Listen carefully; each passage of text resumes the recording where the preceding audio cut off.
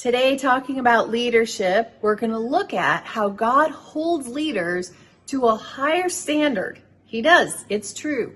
So again, another reason you don't just jump into being a leader. Don't just think it's easier. If I'm the leader, I can boss people around. Oh no, not that easy. If you're the leader, God's holding you responsible for what's happening beneath you. So Timothy and Titus, all over the place, it talks about how we should not take it lightly because we have to be held accountable and we have to set an example in our speech, in our conduct, in our faith, in our purity, in our integrity. Those are not little things. We are supposed to set the example, whether we're a young leader, an older leader. If we are a leader, we should be setting the example. Well, today we're going to look at Moses and Joshua. So what can we learn from Moses? Well, what we want to take away from Moses is that a leader will stand up for his people. Now we know that Moses was a reluctant leader. He didn't really want to be chosen. He gave a million reasons to God why he was not the best guy for the job. And maybe you've also been that person. But when Moses finally decided, okay, I'm going to be the leader, I'm the man, God's going to use me, he stood up in front of Pharaoh countless times, even when it was very inconvenient, even when Pharaoh was like, I'm going to kill you. If you come back here again, I'm going to kill you. And you know what? Moses kept coming. And Moses said, let my people go. In the face of complete antagonistic, I'm against you, I'm out for you.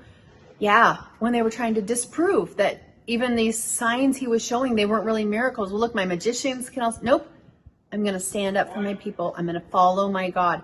And we've seen the story. Many of us have watched the 10 Commandments movie when he parts the waters. We know the end of the story. But imagine you're living it in real time. You do not know the end of the story, but you're the leader. And there's 1 million+ people following you, and you've escaped and you've run out in the night. And now what happens?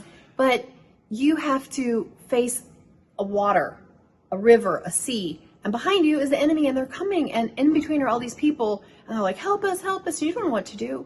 You know what? As a leader, Moses depended on God. When his people didn't have food or water, Moses depended on God, right? He stood up for his people, and he depended on God because he knew God was the ultimate authority. And Joshua, what can we learn from Joshua? Well, Joshua was a leader who led by example and not just by command. He didn't just say, hey, go into the promised land. He led the people into the promised land. And when he got there, he said, you know what? You have to make a choice. He realized he couldn't force them. He didn't make them. He said, you have to choose. Are you going to worship God, the God who took us out of Egypt, the God who brought us into the promised land, or are you going to worship all these gods from these neighboring cities? He said, but as for me and my house, we will serve the Lord. And because he led by that example, he's not out of fear, but out of love for his God. The people replied in unison, yes, as for us, we will also serve the Lord our God. You know, we never want to make that mistake of not standing up for our God, but we should be a clear voice. As a leader, we should be a clear voice, showing people the path to Jesus, that they're not confused, that they don't misunderstand, but that they know your life represents him. And if they're following you, you're a leader that's going to lead them to the way, the truth, and the life, and that's Jesus.